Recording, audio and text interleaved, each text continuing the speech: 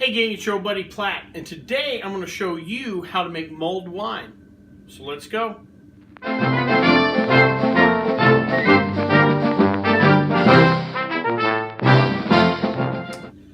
So I've done a couple of videos recently on some holiday drinks. It's that time of year.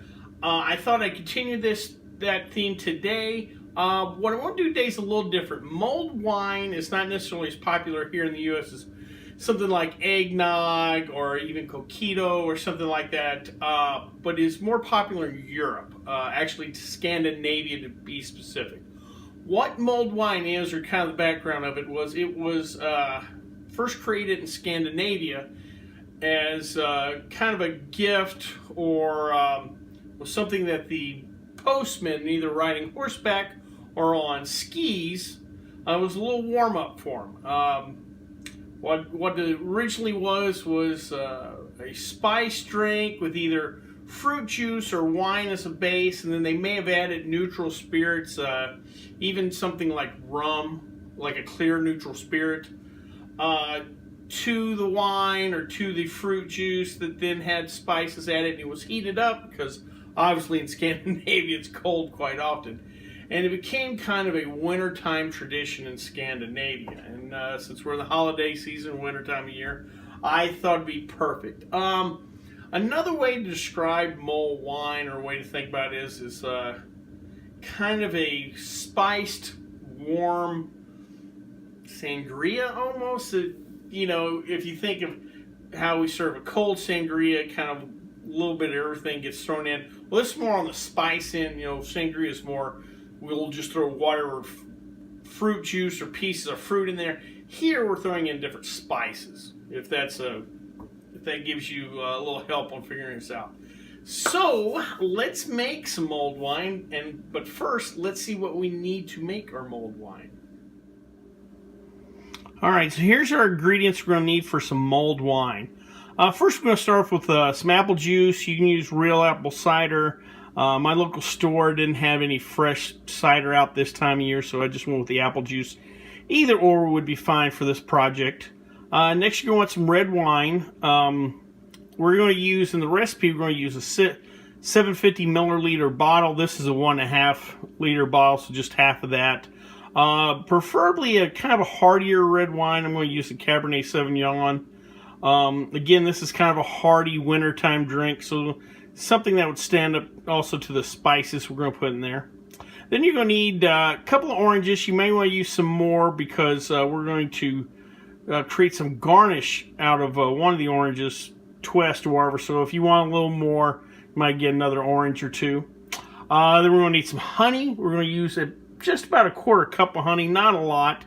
Then as far as our spices, we're going to go with whole cinnamon sticks, whole clove, and whole Star Anise. So now that we got our ingredients together, let's make some mulled wine. Okay, gang, so in our 3-quart pot, you might want to go a little bigger, but 3-quart should do. I put in 1 quart or 4 cups of our apple juice. Like I said, you can use apple cider instead. Only difference is cider's unfiltered, juice is filtered. Then we put in 750 milliliters, or your standard bottle, of a Cabernet Sauvignon in here. And now we're going to add our other spices and ingredients. First, we're going to put in a quarter cup of honey. I'm using a standard clover honey. I guess if you wanted to spice things up a little bit and use different style of honey, you could. But I think with all the other intense spices in here, I don't think you need to go too crazy on the honey. We're going to put in a quarter of a cup. That should be about it. Make sure we get this stirred in. I have got the heat on low heat. If you've seen my other videos when we've dealt with alcohol and heating, you want to keep the heat low. We don't want to bring it to a boil. Remember, alcohol has a lower boiling point than water, so we're just going to heat this up enough for service and kind of let the honey and the sugars kind of melt in. All right, put that over there. Maybe a scotch more. All righty.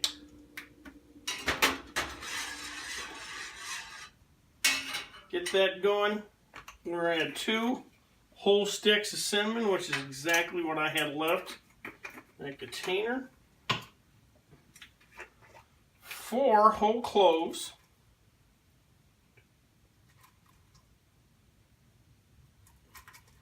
And 4. And then we're going to add 3 whole Star Anise. If you've ever had anisette or anise-based liqueur, this is where it comes from, the really strong licorice smell to it. 2 and 3. They do sell, for you cost-conscious creators out there, they do sell an anise extract that comes out a little bit cheaper than the whole Star, but as far as just quality-wise, you'll want to go with this. Last but not least, I'm going to cut up a couple of oranges. Well, I'm going to cut one up and juice it, and the other one I'm going to use to make orange peels or orange twist. We'll use that as a garnish.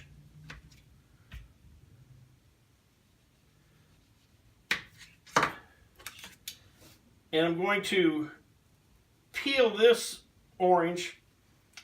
If you're ever doing garnishes, one of these little deals are real handy, kind of separate the skin from the pith, the white area. You don't want to get that, like, if you remember our limoncello videos, that actually produces a bitter taste, so you want to kind of separate the two. We want the peel because of all the oils. That citric oil in there just smells great and it'll add great flavor to that.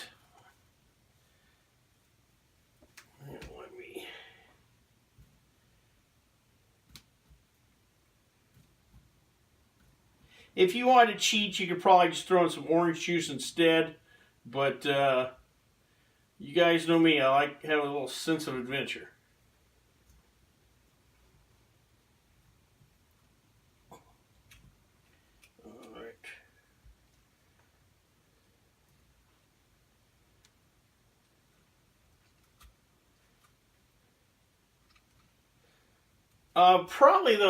We're going to let this sit for about 20 minutes through the whole process. I'm not going to keep you watching the whole 20 minutes, but probably 20 minutes. I would keep track of the temperature, though. I wouldn't let it get above really 140 or so. Again, we're not trying to boil anything. We don't want to boil off the alcohol. And you see how easy that just peels right off. Great little tool. Then we're going to take this orange. Talk about another great tool. This is handy if you want to juice some oranges. We're going to add a little juice into this.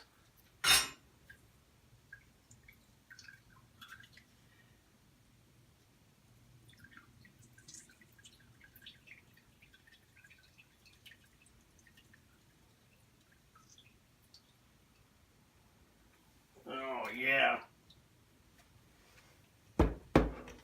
And then from here you can cut your twist just like that. I'm going to twist these because you get the oils out and throw it in here. Then I'm going to cut some more twists for garnish. We're going to let this sit for about, like I said, about 20 minutes, let it heat up.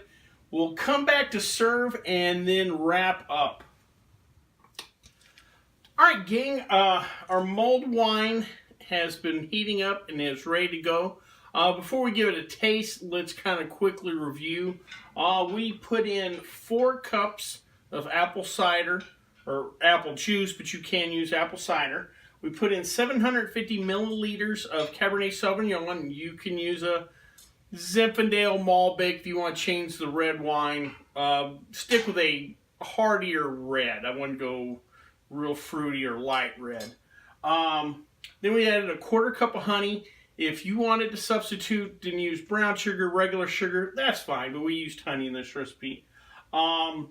We peeled and juiced a whole orange. If you wanted to cheat, you could just throw some orange juice in there.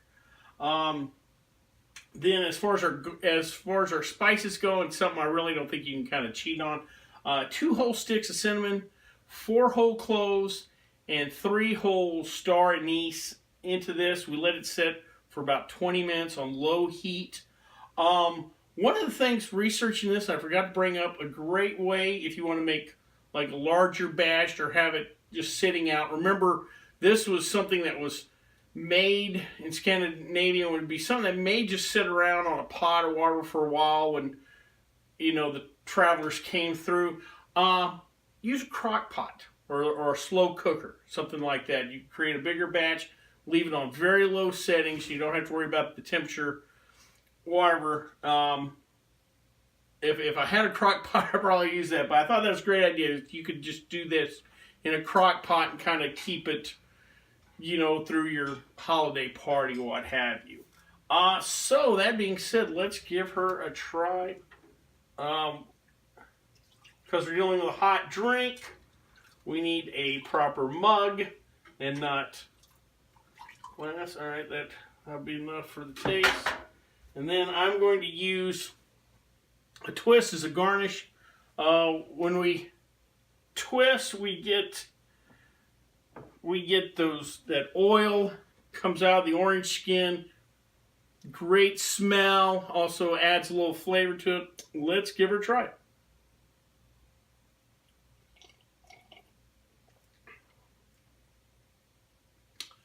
That's interesting. The cinnamon's the first thing that really hits me. A